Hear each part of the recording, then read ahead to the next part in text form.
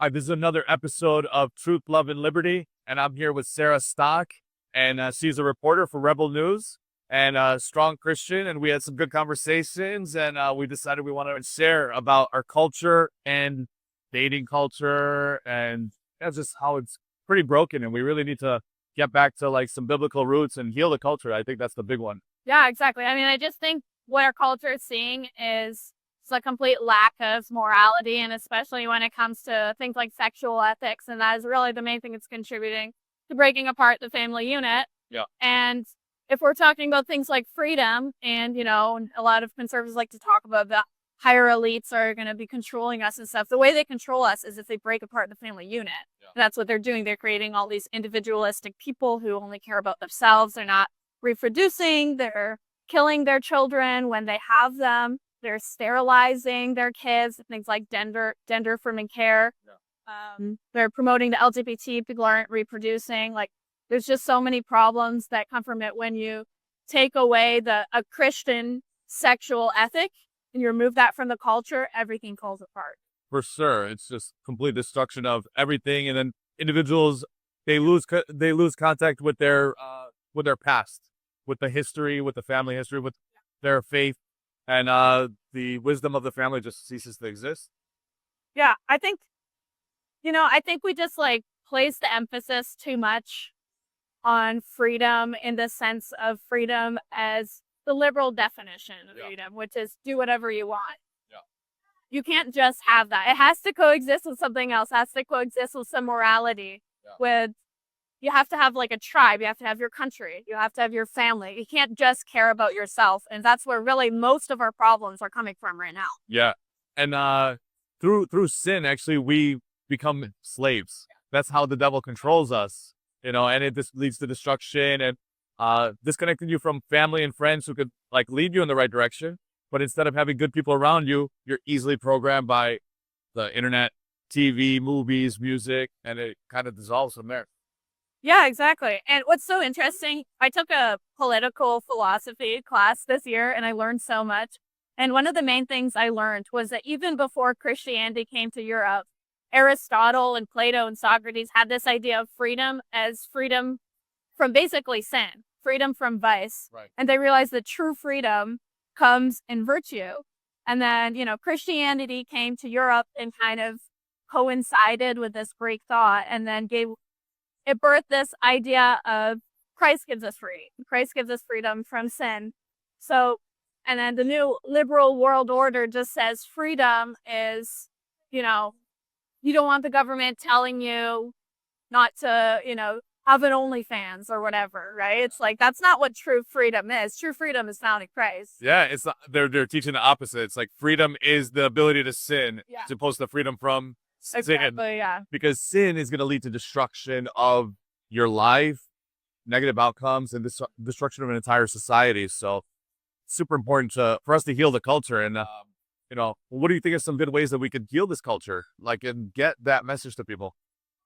Well, I really just do think that Christians need to be more active in politics and need to put more pressure on on the Republican Party, on conservative media. I don't think that it's almost like Christian values are not really heard anymore. It's like if you try to promote Christian values in politics, they call you like a Christian nationalist now, even from the right.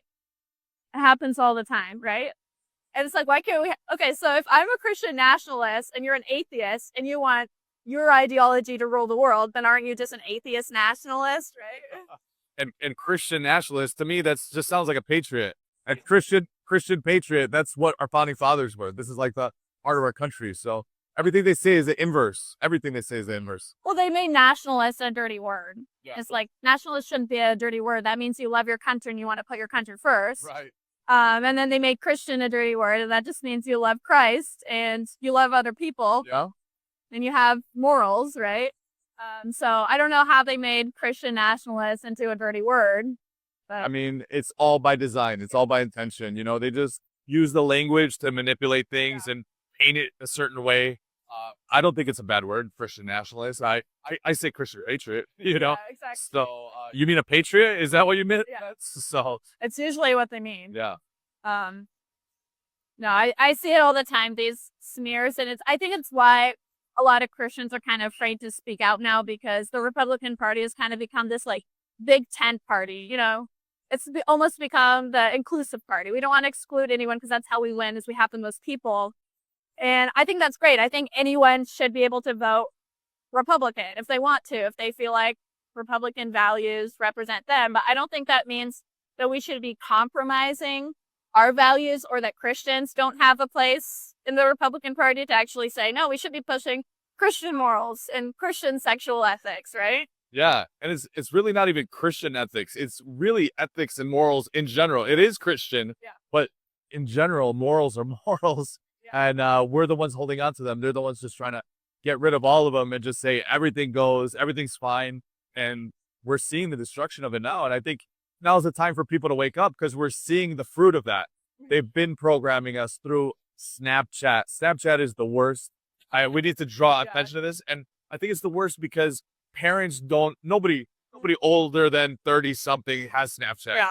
And if you see the news that's like fed to people on Oh Snapchat, my gosh. it's vile. It's like incest, like alien porn, like just the weirdest things, like green, purple hair, tattoos, nose rings, like just, and you see that, like when you see people that look like this, you're like, oh, you've been completely programmed. It's like you've just adapted. It's like downloaded, and it's like, this is me. And that's what I see it. It's like the color of the hair. There's a warning signal. Yeah. What's of it? Well, I don't even know if parents are aware of just how much basically soft porn is just pushed on their kids all day long, especially boys. I know that when men get an Instagram account, it automatically feeds them these like bikini pictures of videos in the algorithm just if they select male. Yeah. Like, think about how messed up that is. Even if you're a 14-year-old boy, they're feeding young men that stuff, and then they're surprised when they all come out with a pornography addiction. Yeah. It's like a trigger every time they open social media. Oh yeah, of course. I mean, I remember creating a new account, and it was just like that. It was like all like bikinis and this and that, and I'm like, and if you start clicking on it, then it's just gonna feed you that. And it's like, most people don't even make it out of that algorithm to something else. You know what I mean? Yeah. So, well, it's just like, if you don't follow Christ, it's impossible to fully live a moral life. That's really what I think. And so I think it's insane to expect that, you know, these teenage boys aren't going to be addicted to pornography if they don't have any sort of moral foundation for why they shouldn't be. We're not even telling them, like, well, why is that bad? Yeah. You know, it's because sex only belongs inside a marriage and you're told not to lust. But we're not even teaching young boys that. So how would they know, right? Yeah. Like, and it's got to be like culture wide. It's got to become the cultural conversation, because for a man to even think of being a virgin, are there any virgin girls out there? Like, to me, that was a strange concept. I didn't even know there was like girls that are virgins. Like, when you're out, like, that's the norm, is like people are just sexually, you know, completely freed. Like, I didn't even know that was a thing. And then meeting more Christians and seeing that that's actually a thing, I'm like, wow, like that's incredible. Yeah, and I think that's the thing too, is a lot of conservatives, and I would say just like the Republican Party as a whole, basically, I brought this up to you earlier, but they basically use the LGBT as like some kind of scapegoat, right? Oh, these are the only people who are sexual degenerates in our society is like the trans dinosaur person reading books to your kids in the library. And it's like, yeah, that's a problem. Like, they should, you know, it's obviously gone too far. That's a problem. But if people come to America Fest and hook up with people at night, and then they go and they're just, oh, these degenerate transgenders. It's like, you're a degenerate. You know, like, so many people just in this room probably half the men here watch pornography on a regular basis. Think about how disgusting that is. And then they're going to go and tell you that the only people who are degenerates are the, you know, people pushing this stuff on kids, but they're also degenerate, you know? Yeah. And I think we need to focus on the culture, the music, the movies. I was thinking, you know, we're talking about the abortion debate last night, and, you know, people are focusing, they want to end abortion. And it's like, we need to stop the sin before it happens. Yes.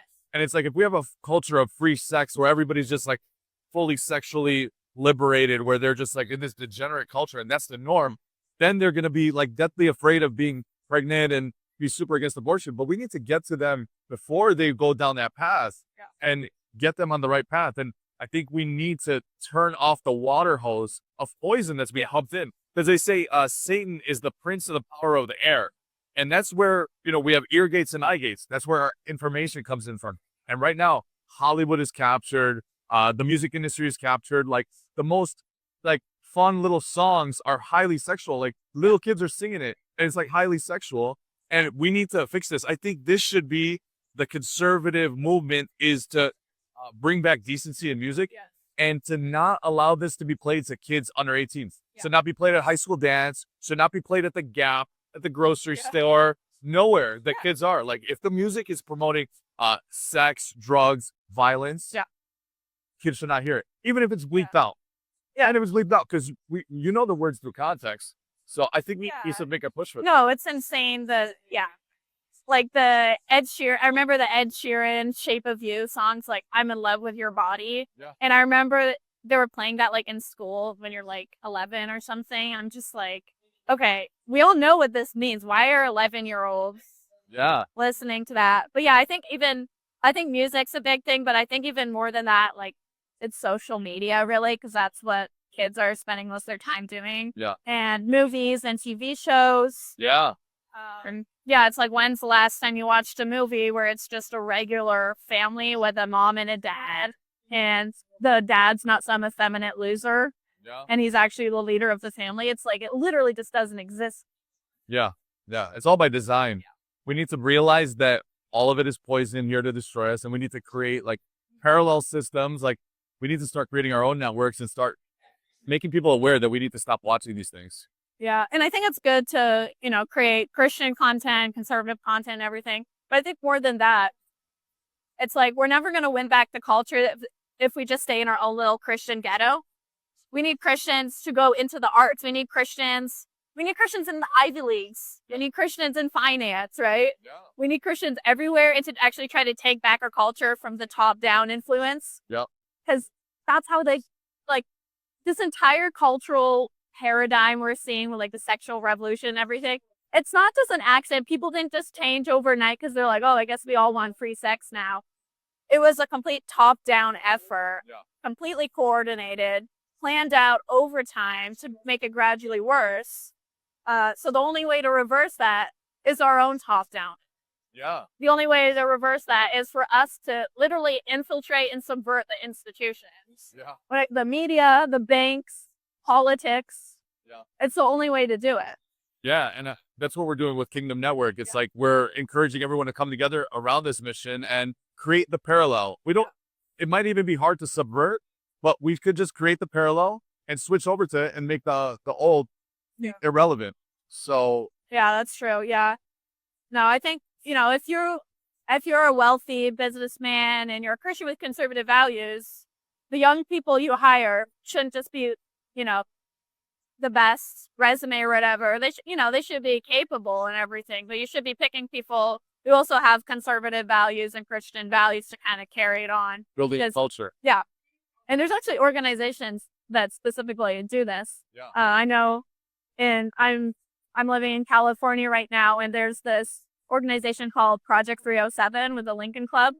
And so basically they have all these wealthy conservative donors, and then they have this mentorship program where they kind of like handpick students that have to go through an application and everything from these good universities who are conservative.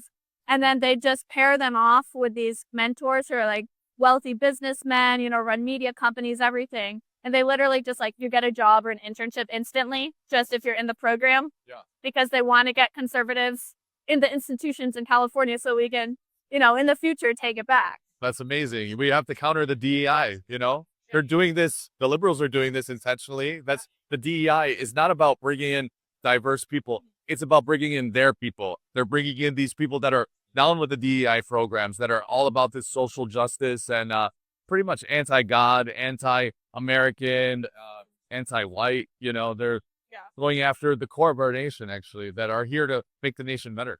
So well, DEI isn't, it's not about, it's just anti-white. That's what DEI is. There's not really. And anti-Christian as well. Anti-Christian, but like really, That's kind of what it boils down to, right? Yeah. So it's not equity. It's just discriminating against a different kind of person. Yeah, for sure. And what else were we talking about last night?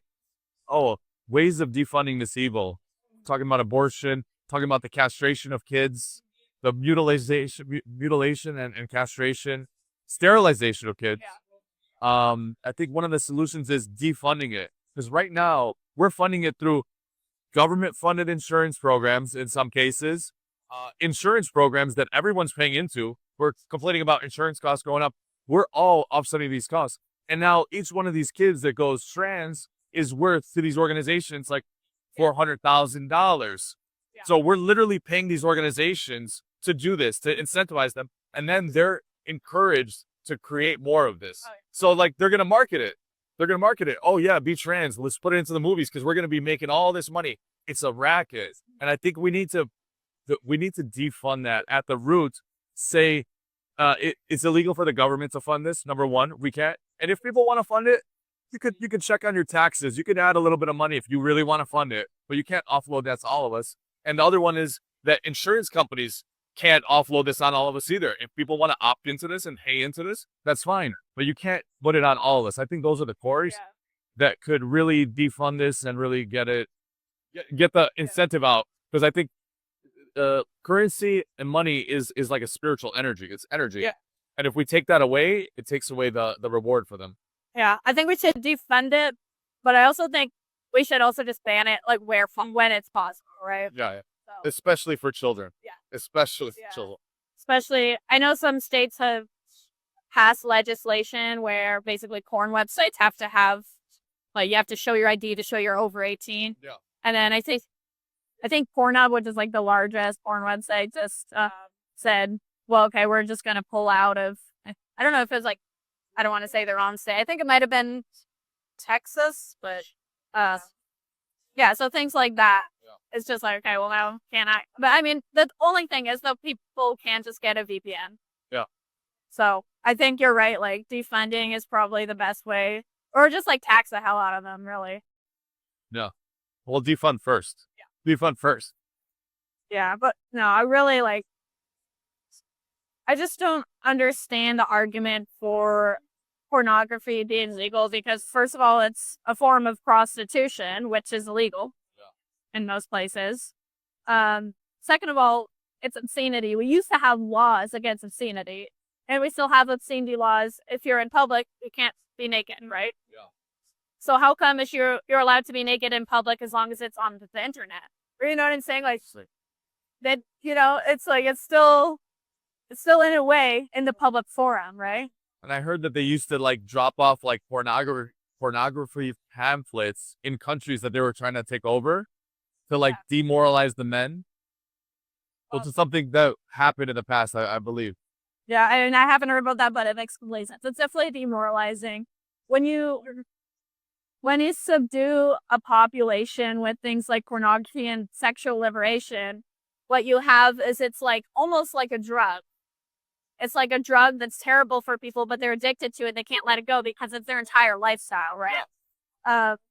And so we even saw this with the Kamala Harris campaign. I remember they were releasing these ads where it's like some guy was, some teenage boy is literally looking at porn, and then a Republican congressman comes in and takes it away. And he's like, whoa, what are you doing, man? He's like, I'm a Republican congressman. I'm taking, I was like, well, that's awesome. I wish they were, it's not happening. Like, I wish it was happening. Yeah.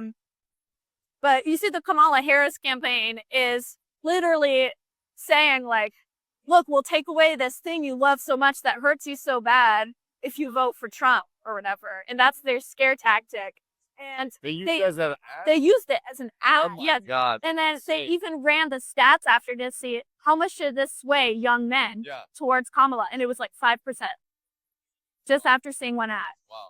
That's how addicted they are. Wow. So it's like it's like the carrot, right? It's like it's a way to control the population. And then exactly the same thing with abortion. Of course, it wasn't even an election about abortion, but the Kamala Harris campaign made that the main topic somehow. Right. And it's because the real reason is if women can't have abortion, they can't have sex with men who don't want to marry them. Right. That's what it is. That's literally what it boils down to. And so, yeah, they're completely using it just to manipulate. The Democratic Party has totally held on to this, but now the Republican Party doesn't want to take a stance because they don't want to lose anyone from their side either. Yeah, yeah. That's why I think incremental changes are good, and we have to go incrementally, I think, and just to win over the populace, and it says to go out and make disciples of nations and win over the hearts and minds of souls so that people are on that front and are want that. But I feel like the culture is the first and foremost. And defunding, I think that's, oh yeah, and one other thing, we should probably ban the selling of fetal body parts. Oh yeah. People are like, oh, that's conspiracy theory, and it's not. Like, there's like videos of this. Like, James O'Keefe has like undercover videos of it. There was a guy in California who uncovered it, and actually Kamala Harris, who was the prosecutor at the time, went after him and like ruined the guy's life for exposing that. That's a huge story. That's a massive story. It's just it's so barbaric. It's like, what's happening? Like the fact that abortion's so normalized. Like that's actually, I think probably the most evil thing you can do is killing a child in the womb. Yeah. People don't see it that way anymore, but that's honestly worse than killing a person standing in front of you because it's an innocent baby, right? Yeah. So, and it's your own child too. For sure. And it's just been normalized by the culture that people don't even pay attention. But you ever like watch videos of like in the womb and the babies, and have you ever seen abortions? It's horrible. Like, and then once people see the videos, they transform. But the culture is just like makes it normal, and they've never seen those, and they suppress those videos. So, yeah. Yeah. Well, absolutely great conversation. Yeah, for sure. We covered a lot. And on Rebel News, what kind of topics do you cover? So I've only been doing a little bit of reporting recently because I'm in college right now, but over the summer I was in Canada, and it's covering a lot of issues like mass immigration. Yeah. We've got huge, completely overwhelming the country right now. Yes. Some other issues as well, like the LGBT stuff they're forcing on kids. Yeah. Those are good topics to cover. Yeah. Like some of the most pressing. So I appreciate that. How can people find you? You can follow my Twitter.